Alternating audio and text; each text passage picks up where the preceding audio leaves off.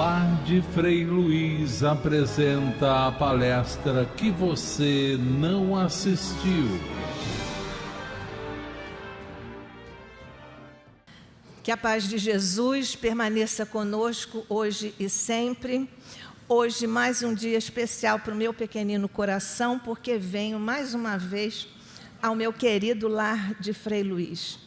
Uma casa de todos, evidentemente, respeitada, mas que guardo com um lugar muito especial no meu coração, porque tenho recebido muitas dádivas deste cântico de amor, que é o Lar de Frei Luiz. Porque o Lar de Frei Luiz, claro, não é só esse prédio de cimento.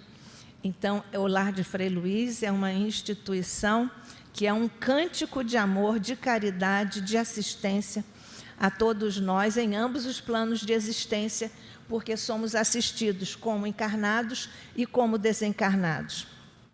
E estamos aqui numa casa que segue o Espiritismo codificado por nosso Allan Kardec. Nosso irmão que nos antecedeu já falou sobre esse espírito de escola, esse espírito com imensas, na verdade, talvez inapreciáveis qualidades da nossa parte, porque ele foi o responsável por consubstanciar a promessa de Jesus à humanidade terrena. Jesus disse: eu rogarei ao Pai que vos envie um outro Consolador.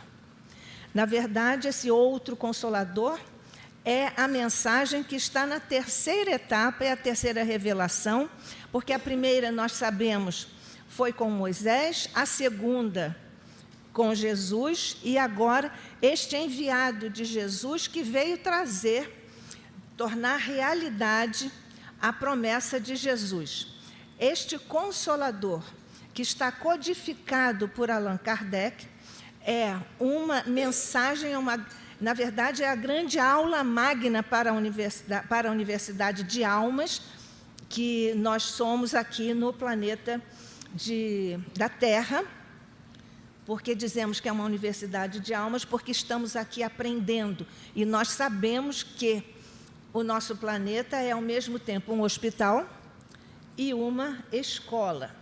E, por isso, nós estamos aqui não numa escola, mas numa universidade de aprendizagens superiores para o espírito imortal que cada um de nós é.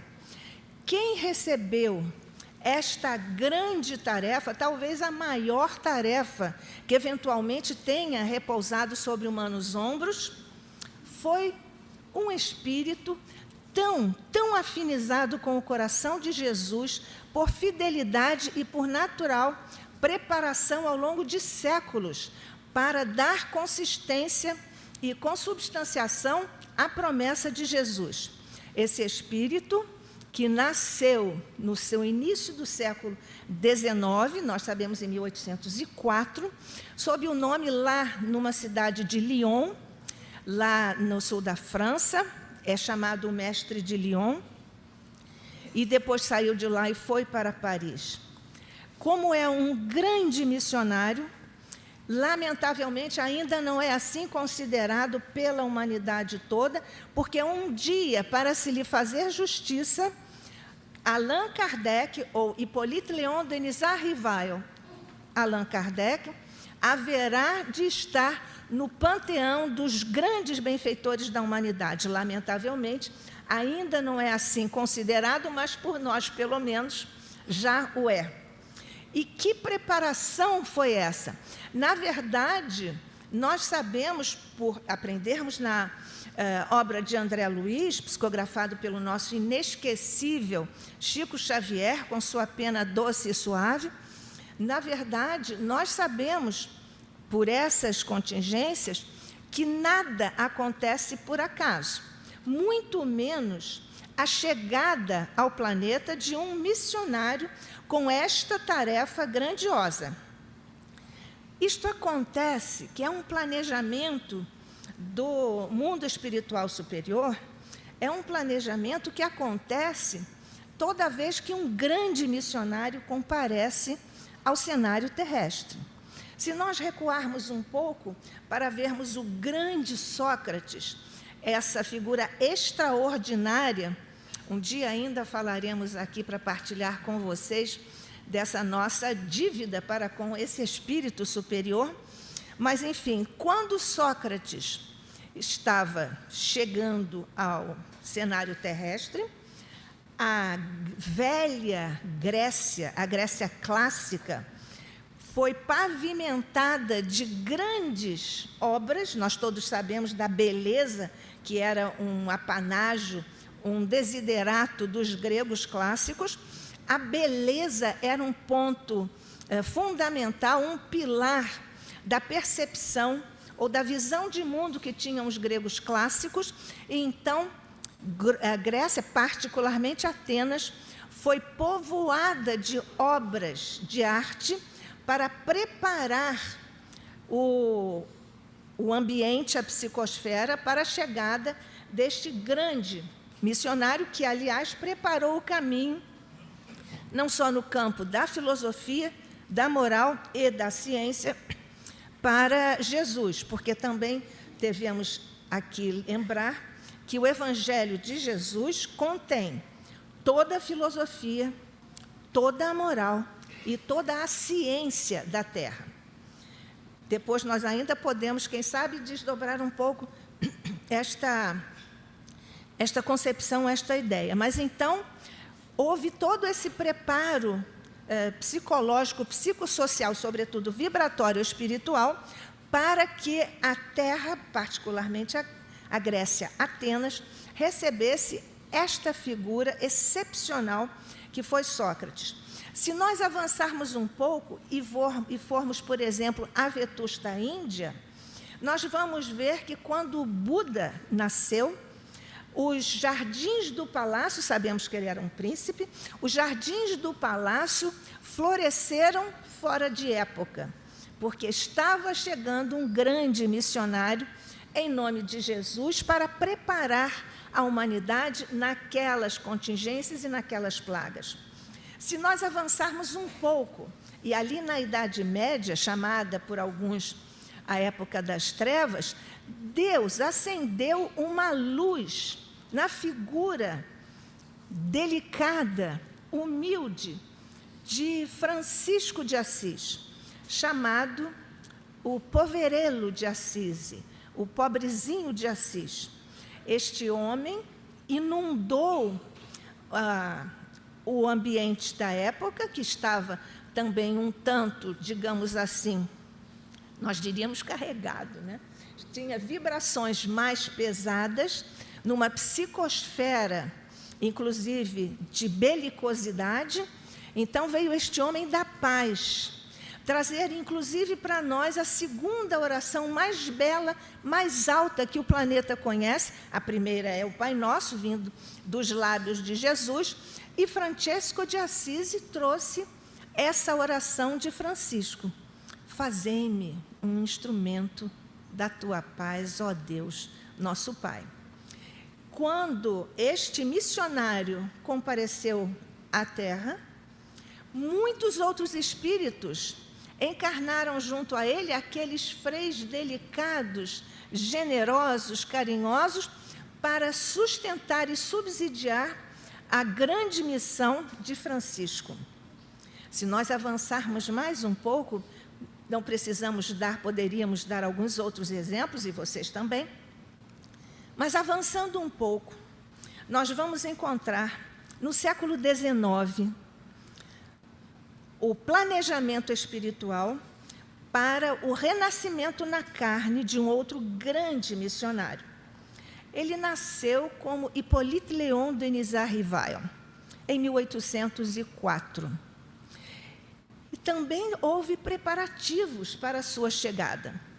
Se nós pensarmos em todo o planejamento, especificamente da época em que ele compareceu efetivamente para encarnar lá na França, nós vamos ver que já estavam encarnados muitos outros espíritos a prepararem o ambiente, a psicosfera da França, particularmente Paris, para receber o influxo e a seriedade, a gravidade, a imensidade daquela tarefa que estava sob a responsabilidade desse espírito Rivail, que mais tarde iria, por pura humildade e modéstia, assumir e assinar seu trabalho como Allan Kardec. Ele próprio recebendo essa informação, que foi o nome que ele tinha tido quando encarnado como druida. O que também nos dá uma informação de como esse espírito laborou ao longo de séculos e até milênios para se preparar para a grande missão. Porque todos nós sabemos que não há improvisação no mundo espiritual, muito menos no caso de um missionário. Lá na terceira obra da série Luizina, o nosso querido mentor André Luiz, em Missionários da Luz, nos dá a descrição, as minudências de como se planeja no plano espiritual cada encarnação, inclusive as nossas. E até onde nos conta, pelo menos da minha parte, não sou missionária. E também recebi essa dádiva de Deus através desse planejamento que chega às minudências dos mapas cromossomiais para as nossas encarnações, o futuro instrumento, corpo físico, que nós iríamos e vamos envergar quando encarnarmos. Então, desta perspectiva, deste ponto de vista, nós vemos que também foi preparado o ambiente, assim como em Atenas, em Assis e tudo mais, também foi preparado o ambiente em Paris. Se nós tomarmos por referência, por exemplo, a área da música, porque a música também pavoou de elementos sonoros, de sutis vibrações, etéreas vibrações da música dos grandes músicos clássicos que, se nós observarmos, encarnaram com cerca de 8 ou 10 anos de diferença, justamente porque lá estavam para compor, e nós sabemos, acabamos de ouvir uma bela mensagem musical da nossa querida irmã, o quanto isso favorece, ajuda e até instrumentaliza o ambiente, a psicosfera, para nos preparar espiritualmente, vibratoriamente, e por isso os grandes músicos encarnaram com esse intervalo para preparar e povoar a Paris daquela época para essa missão. Se nós tomarmos a literatura, haveremos de encontrar, e encontramos mesmo, também outros luminares da literatura.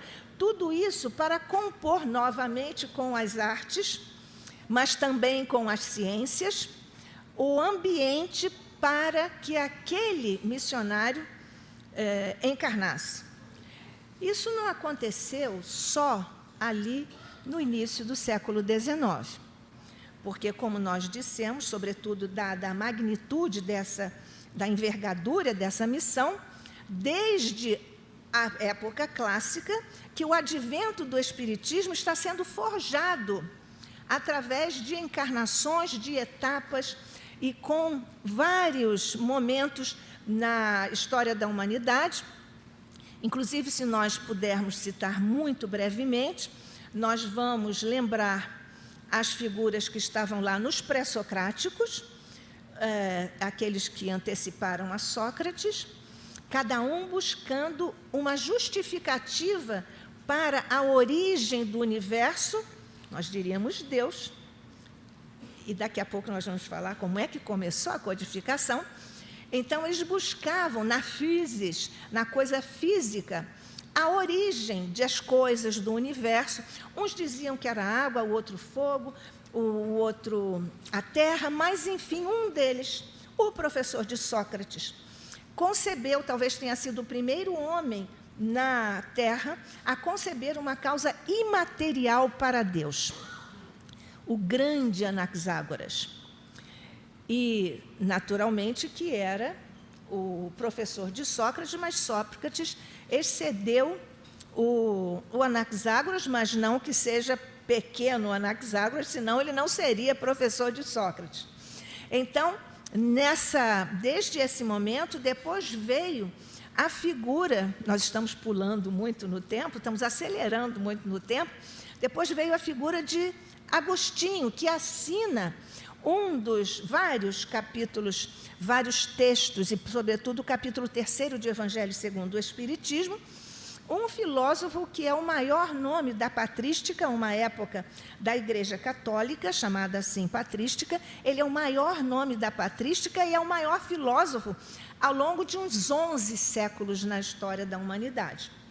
Quando nós lermos as mensagens de Agostinho em O Evangelho segundo o Espiritismo, é bom nós lembrarmos do tamanho desse espírito, que colabora, assina junto com outros luminares da humanidade, essa grande coorte, essa grande, não posso dizer multidão, mas este grande grupo de espíritos que subsidiaram a codificação de Allan Kardec. Então, depois de Agostinho, veio a Idade Média com Santo Agostinho, com Santo Tomás de Aquino, e nessa época a filosofia e a teologia, essas questões são importantes para nós entendermos o empreendimento de Kardec. Então, na Idade Média, com Tomás de Aquino, que é o grande nome dessa fase, a teologia era uma filosofia e a filosofia era uma teologia. Portanto, essas coisas estavam indissociadas. Mas, ao longo dos tempos e dos séculos, essas vertentes foram se desgastando e, ao final, não tinham mais condição de oferecer alguma possibilidade de desdobramento e evolução da humanidade. No século XVII, compareceram lá na França René Descartes. Todos nós conhecemos. Quer saber? O René Descartes disse: penso, logo existo. Todo mundo sabe disso. Pois foi esse que veio encarnado no século XVII, lá na França, e atravessando o canal, lá na Inglaterra, também nasceu um outro espírito, John Locke. Por que essas criaturas são importantes para o nosso estudo da doutrina espírita e do processo de codificação trazido por Kardec ao mundo material? Porque o empirismo, que é de John Locke, do inglês, ele dizia assim, vocês também conhecem, ele dizia assim: nós somos tábula rasa. Todo mundo já ouviu falar nisso, né? É uma tábula rasa, como se fosse uma folha de papel em branco, e com a vida, que ele não falava de encarnação, com a vida nós vamos, ou cada um vai, escrevendo o seu próprio texto na encarnação. Nós também sabemos que nós escrevemos os nossos textos na nossa encarnação, só que nós não chegamos aqui como uma tábula rasa. Nós temos o nosso repertório de grandezas e de... como é que nós vamos dizer, né? De nossos defeitos. Pronto, disse uma palavra de que nós espíritas não gostamos. Os outros têm, os nossos irmãos têm defeitos, nós temos equívocos. Mas, enfim, quando nós vamos avançando assim nessa questão, o John Locke dizia: como é que o homem aprende? Qual é a origem do conhecimento? Que é uma questão básica na filosofia. De onde vem o conhecimento das criaturas? O Locke dizia: é pelos sentidos. Nós aprendemos pelos nossos sentidos. Atravessando o canal, lá na França, o René Descartes, o penso logo existo, ele dizia: nós aprendemos pela inteligência, é pela razão que nós aprendemos. Eles estão separados desse ponto de vista, mas estão concordando com duas fontes na origem do conhecimento humano. Vamos anotar bem isso. Estamos no século XVII, no século XVIII, quando estas vertentes, as vertentes teológicas vigentes, já tinham esgotado as suas possibilidades, compareceu um grande profeta na filosofia. A palavra profeta nós costumamos usar como referência a figuras na área da religião, da teologia. Mas a própria palavra profeta quer dizer aquele que fala antes. Então, são aqueles lá do Antigo Testamento, que hoje chamamos no movimento interreligioso Primeiro Testamento, e o profeta é aquele que fala antes. Portanto, o Immanuel Kant, no século XVIII, veio dizer: vocês estão aqui dizendo que se conhece pela razão. Vocês estão dizendo aqui que se conhece pelos sentidos. Só que essas duas coisas separadas não vão dar prosseguimento a grandes evoluções no planeta. Vamos juntar estas duas coisas, que é o criticismo de Kant. Vamos lembrar que Kant é um homem, é um missionário também no campo da filosofia, e ele tem essa imensa contribuição para os desdobramentos, o progresso da humanidade na Terra, e ele foi, portanto, esse grande inaugurador da junção dessas duas linhas, pelos sentidos e pela razão. Por que isto é importante? Já vamos ver daqui a pouquinho, mas vamos lembrar que no início do século XIX, os alemães, particularmente Myers, descobriram no campo da energia, da física, descobriram a energia, que foi o que se desdobrou depois para o transporte a vapor, os navios a vapor, e sem essas coisas todas juntas, não poderia haver o trabalho, condições para o trabalho de Allan Kardec. Por quê?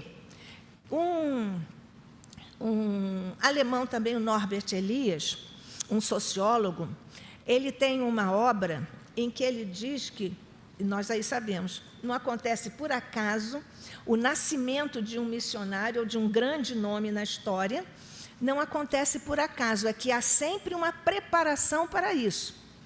Nós até escrevemos, junto com outro grupo de professores e de pesquisadores, uma obra no bicentenário de Kardec falando sobre isso.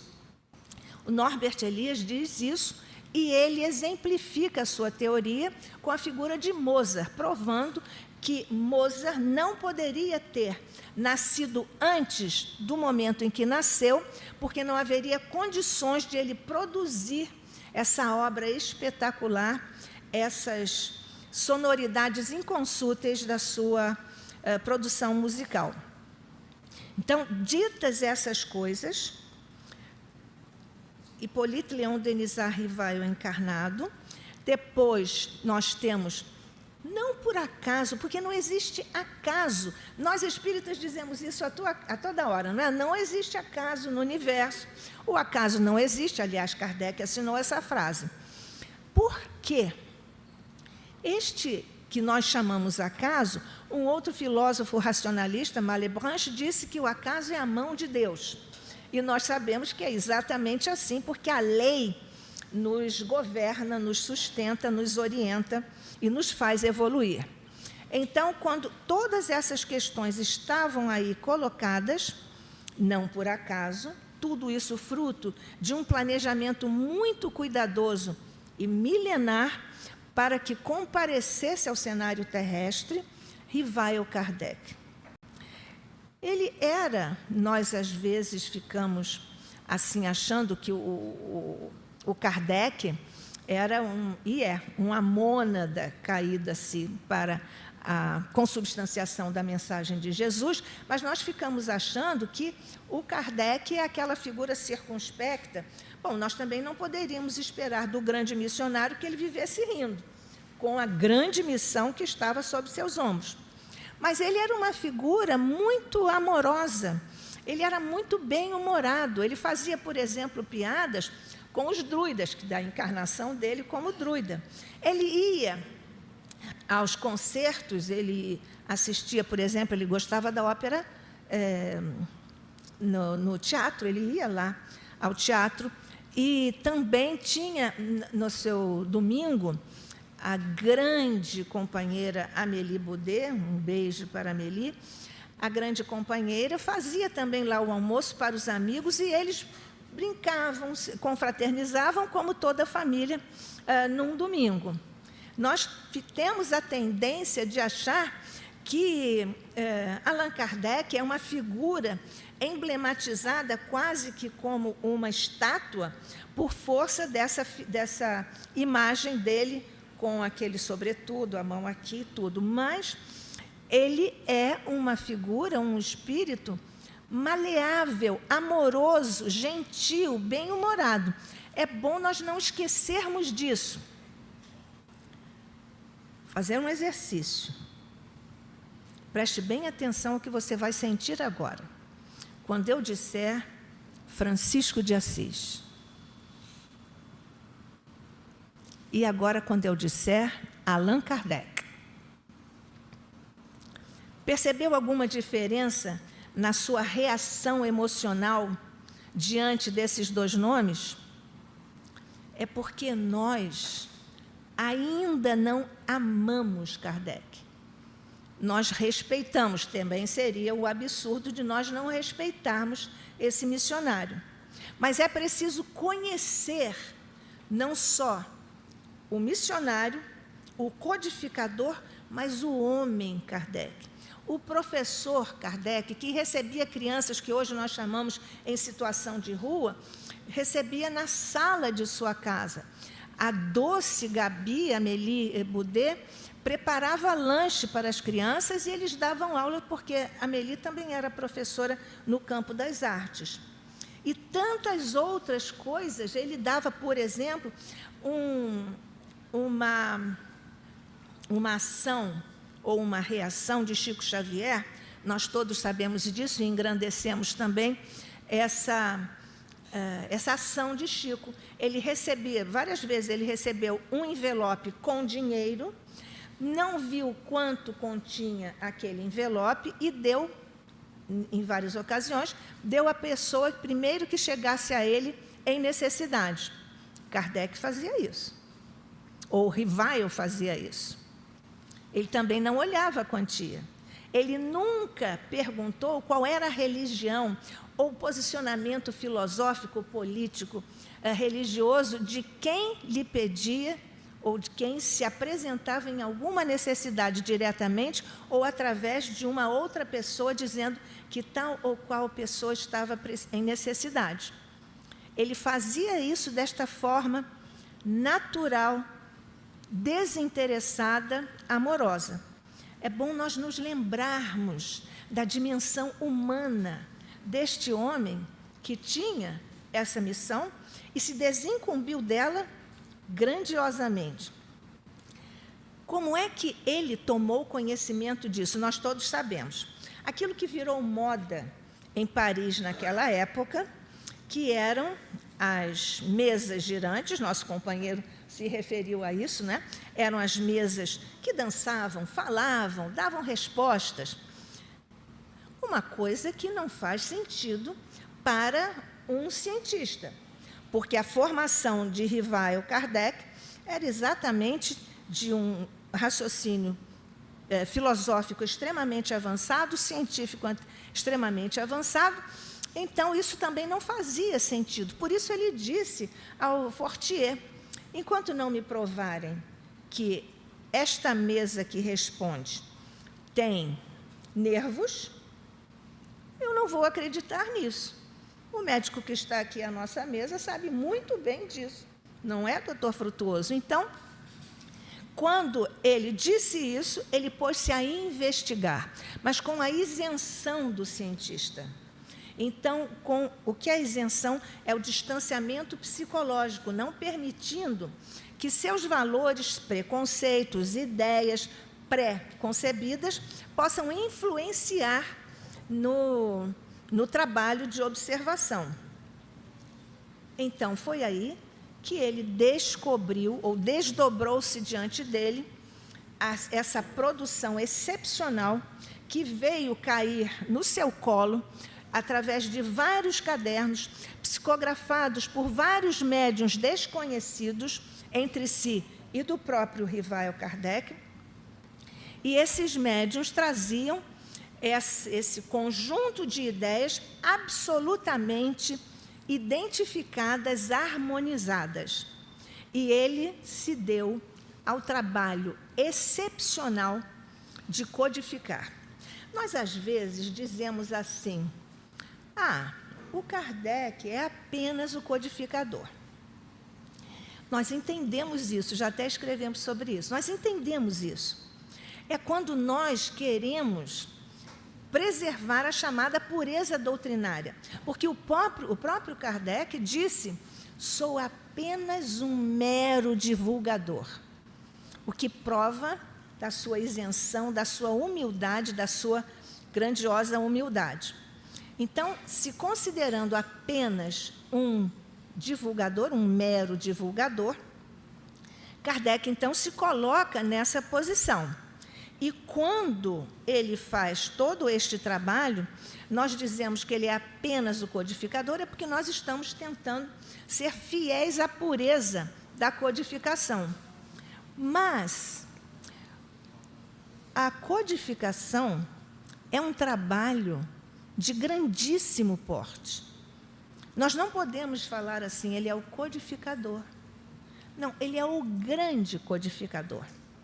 Porque ele tomou todo aquele conjunto de ideias inovadoras, ele tomou aquele conjunto de ideias e organizou aquilo tudo. Do ponto de vista da origem do conhecimento, lembram do Locke, pelos sentidos? Porque foi o planejamento do mundo espiritual superior que trouxe, não por acaso, uma metodologia para impactar a humanidade, para receber o advento do Espiritismo. Então, é por isso, não por acaso, que atravessando o oceano, as irmãs Fox, que eram meninas, lá no mundo protestante, elas, médiums, também tiveram aqueles raps, aqueles barulhos e tal. Atravessando o oceano, aconteceu também a mesma coisa lá, com as mesas agora lá em Paris. Para ele estudar com a razão de Descartes aquilo que vinha através dos sentidos de John Locke. Viram como o planejamento superior é todo minucioso, preparando a nós todos para essa conclusão a que nós todos chegamos. E então, quando chega o nosso Kardec, era ainda Rivail, o professor Rivail chegou diante destas coisas e, recebendo aquele material preciosíssimo, não havia internet, não havia possibilidade de aqueles médiuns vindos com produção mediúnica de várias partes do mundo terem contato entre si e muito menos com o professor Rivail. E foi aí que ele colocou estas questões da origem do conhecimento, e aí ele formulou isso. Mas como é que, na época em que vigia o positivismo, todos nós conhecemos o positivismo. Alguns de nós achamos que o positivismo é materialista. Ele não é materialista, ele é agnóstico. Qual é a diferença? Para o materialismo, só a matéria existe, tudo deriva da matéria. O agnóstico diz: eu só vou admitir o que é real para mim até este ponto. Que ponto é este? O que os meus instrumentos no laboratório me podem dizer. Além disso, eu não vou. E esse além disso era a imortalidade da alma, a existência de Deus, existência e imortalidade da alma e também a mediunidade. Pois foi diante deste grande, digamos, imbróglio, quando vigia, e era uma época de grande efervescência do materialismo, com Feuerbach, etc., nesse momento, Kardec recebeu aquele conjunto de cadernos. Aqueles cadernos continham informações que contrariavam as percepções vigentes à época. Mas ele foi em frente. E ele codificou aquilo. Naturalmente, ele estava coadjuvado por grandes espíritos que nós todos sabemos. Já citamos o Agostinho, mas Platão está, Sócrates está, Swedenborg está, Paulo está e outros tantos que nós todos conhecemos da codificação, assinando vários textos, capítulos às vezes, e sobretudo São Luís, que assina a resposta a 1019 de O Livro dos Espíritos. Então, coadjuvado também por esses espíritos superiores, que não só avalizaram, orientaram e revisaram todo o trabalho de Rivail Kardec. Porque é importante nós dizermos que eles revisaram o trabalho de Kardec. Porque há ainda companheiros que querem corrigir Kardec. Quando nós quisermos corrigir Kardec, nós estamos querendo corrigir Jesus, Espírito da Verdade, o Platão, o Sócrates, Agostinho e todo mais. Cá entre nós, não quero ser assim muito deselegante, mas é uma certa pretensão para sermos bem educados. É uma certa pretensão. Portanto, nós precisamos estudar a grande coerência interna da codificação, e nos trabalhos, inclusive nos trabalhos acadêmicos, nós todos já sabemos que é necessário, por exemplo, numa tese de doutorado, identificar a coerência interna da tese e a coerência externa, ou seja, se ela não violenta, ou se a conclusão dos procedimentos internos não violenta essa conclusão, a harmonia com as coisas já postas. E é por isso que o trabalho de Kardec até hoje não foi retocado, porque ele estava aqui junto desta grande, vamos chamar de corte espiritual, desses espíritos superiores. Quando Rivail Kardec faz isso, ele trabalha as molas mestras do pensamento. E como o Espiritismo é uma filosofia, é bom nós lembrarmos que algumas pessoas definem o Espiritismo como é uma ciência, filosofia e religião. Nós lamentamos dizer que isto não atende à natureza e à verdade da essência da doutrina espírita. Temos certeza absoluta disso. Por quê? Porque o próprio Rivail Kardec e os mentores, essa corte espiritual que revisou o trabalho de Kardec, no frontispício do Livro dos Espíritos está dito filosofia espiritualista. Portanto, o Espiritismo é uma filosofia de comprovação científica e consequências morais ou religiosas. Por que nós dizemos isso? Porque a ciência muda. E nós não podemos ter uma doutrina tão mutável a cada movimento da ciência, da gloriosa, grande ciência, esta grande inovadora para o progresso da humanidade, mas o Espiritismo não é uma ciência. Mas o Kardec, em alguns momentos da codificação, escreveu isso. Escreveu isso como método e não como filosofia. Aliás, ele usou os dois métodos, o método filosófico e o método científico. Em ambos os casos, o grande pai dessa metodologia é Sócrates, daqueles milênios antes de Cristo, nos nossos tempos. Então, quando ele faz isso, ele tem a noção exata do que ele está fazendo. E quando nós estudamos, isso vale para o Livro dos Espíritos e para todos os livros que nós lemos. Nós temos que ler, a leitura de um livro não começa na primeira linha do primeiro capítulo.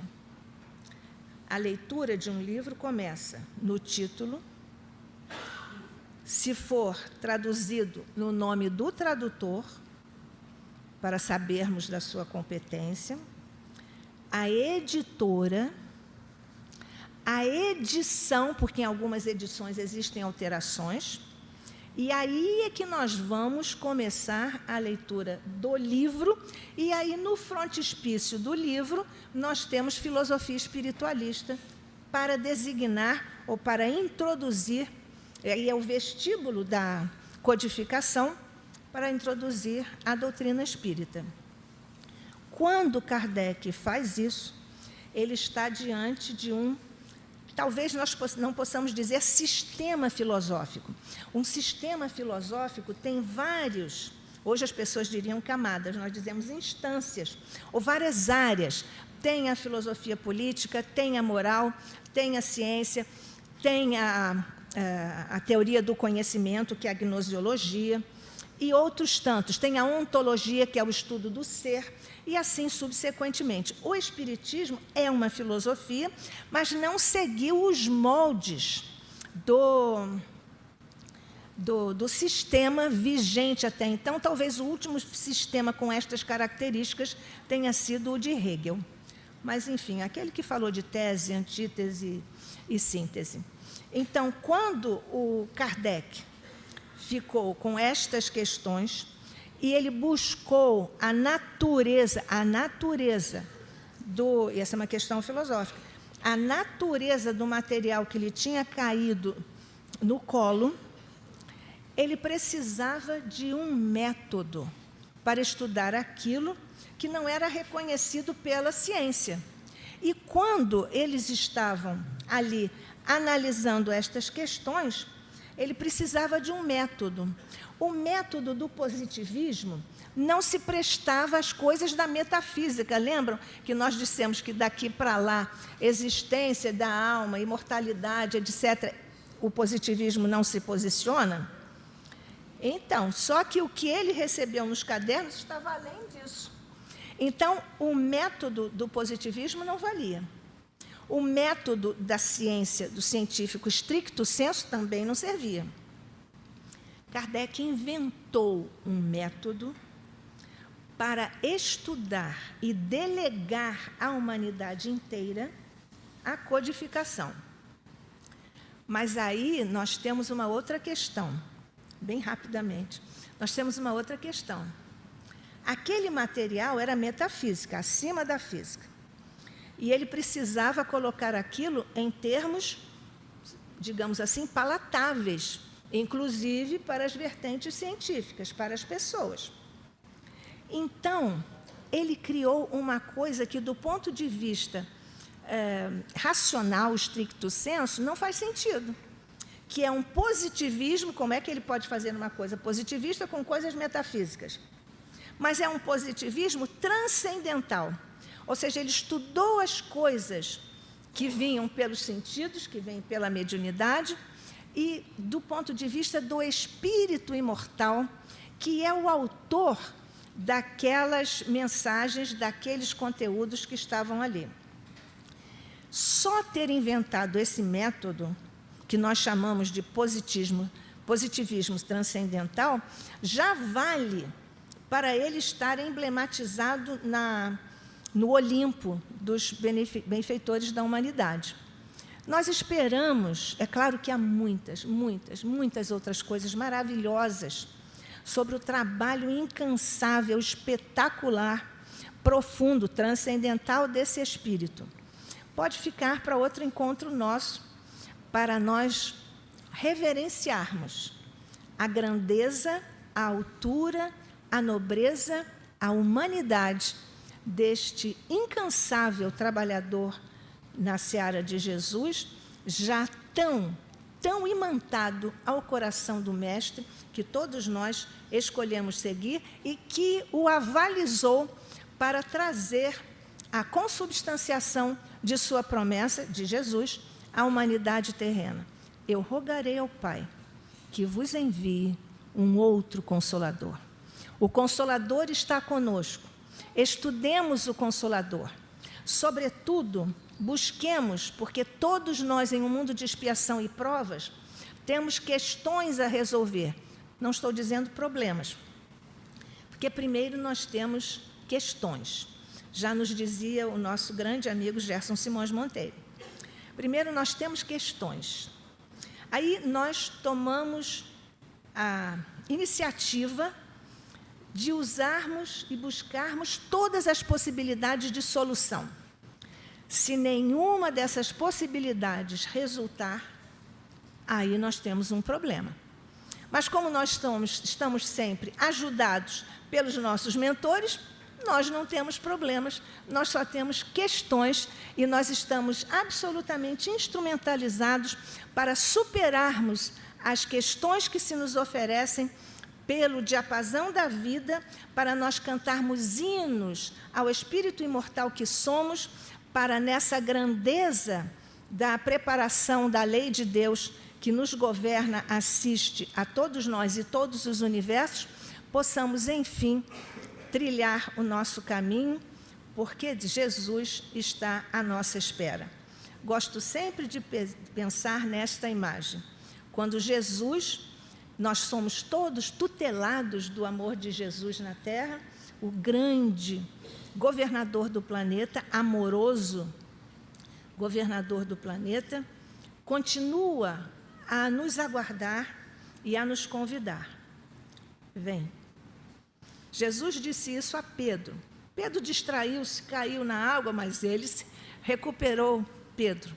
Toda vez que nós cairmos, ele nos levanta e continua a manter o convite, vem.